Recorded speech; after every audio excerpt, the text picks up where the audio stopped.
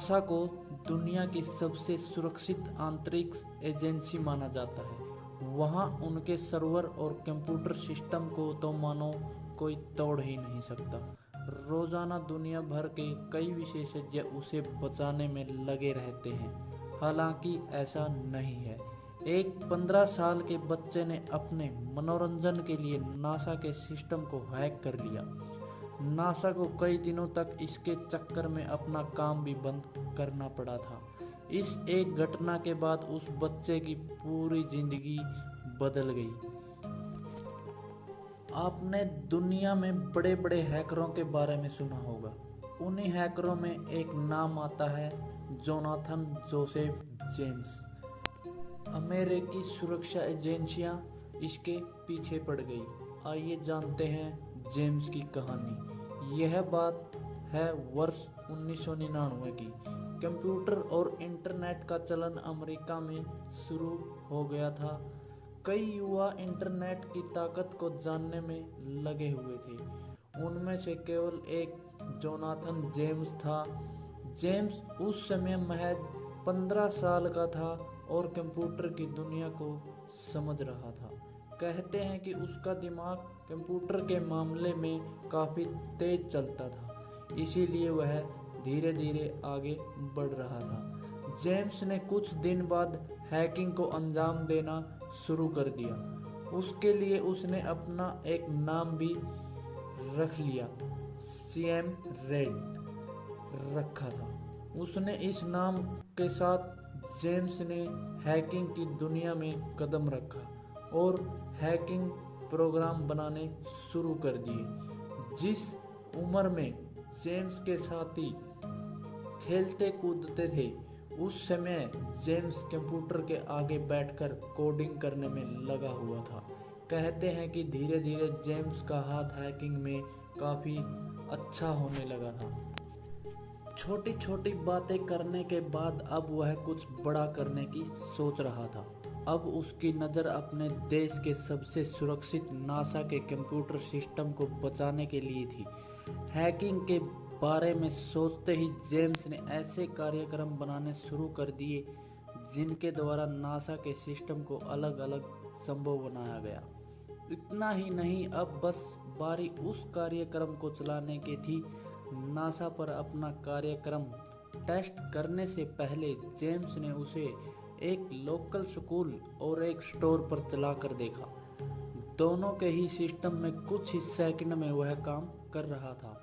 इसके बाद जेम्स उसके कंप्यूटर के अंदर झांक सकता था और उनकी फॉल्ट निकाल सकता था। कहते हैं इन दोनों ही सिस्टम के जरिए जेम्स ने लोगों की निजी जानकारी निकाल ली थी। प्रोग्राम के सही तरीके से चलने के बाद अब बारी थी नासा के सिस्टम में इसे चलाने की।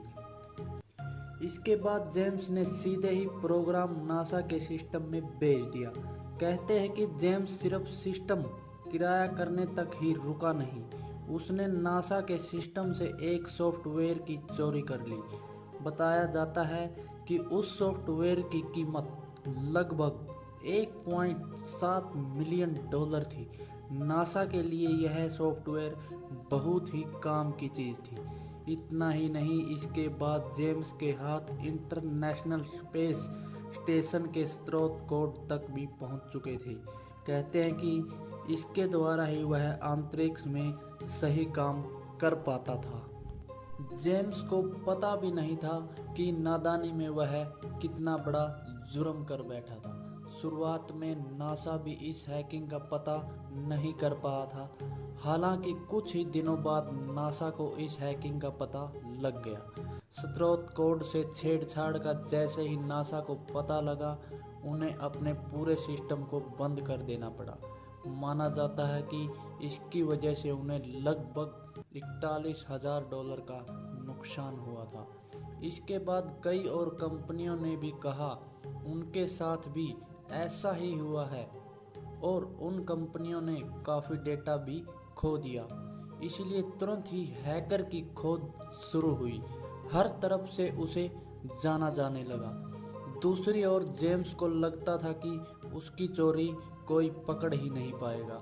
नासा और अमेरिका के डिफेंस डिपार्टमेंट ने हर तरह से हैकर को खोजने का काम शुरू कर दिया।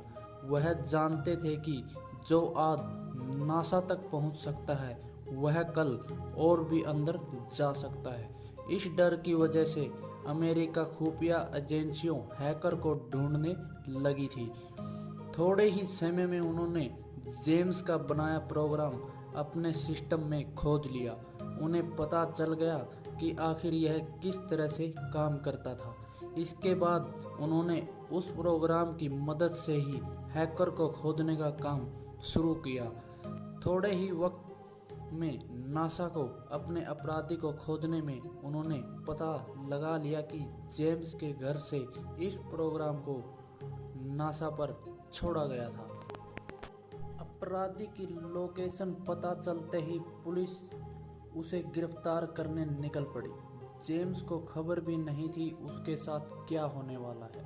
अगले ही पल जेम्स के घर में पुलिस आई और हैकिंग के जुर्म में उसे गिरफ्तार कर ले गई। इससे पहले वह कुछ समझ पाता उसे जेल की सलाखों में डाल दिया था। अगले दिन जेम्स को कोर्ट में पेश किया गया। इतना ही नहीं, हैकिंग करने के जुर्म में जेम्स को 6 महीने की सज़ा भी मिली। उसकी सज़ा काफ़ी कम थी क्योंकि उस समय जेम्स नाबालिग था। जेम्स दुनिया का पहला नाबालिग बना जिसे हैकिंग के लिए सज़ा मिली हो। इसके बाद जेम्स ने उन सभी डिपार्टमेंट से माफ़ी मांगी जिनकी उसने हैकिंग की थी। हालांकि हैकिंग और जेम्स का साथ यहीं ख़त्म नहीं हुआ। अभी उसकी ज़िंदगी में एक नया मोड़ आना बाकी था। सज़ा के 6 महीने जेम्स के लिए बहुत मुश्किल भरे थे। उसके बाद वह डिप्रेशन में रहने लगा।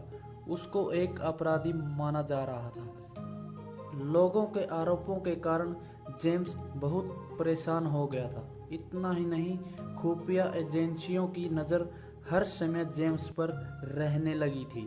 कुछ सालों बाद अमेरिका में फिर से बड़े लेवल की हैकिंग को अंजाम दिया गया। इस हैकिंग की विधि ठीक वैसी ही थी जैसे जेम्स इस्तेमाल करता था। जांच में जैसे ही ये बातें सामने आई, एजेंसियों का सबसे पहले ध्यान जेम्स पर गया। इसके बाद उन्होंने बिना सोचे ही जेम्स के घर पर रेड डाल दी। ये रेड जेम्स को बिना बताए की गई थी, इसीलिए इसने जेम्स को हैरान कर दिया था। जेम्स के घर में कोई सबूत नहीं मिला।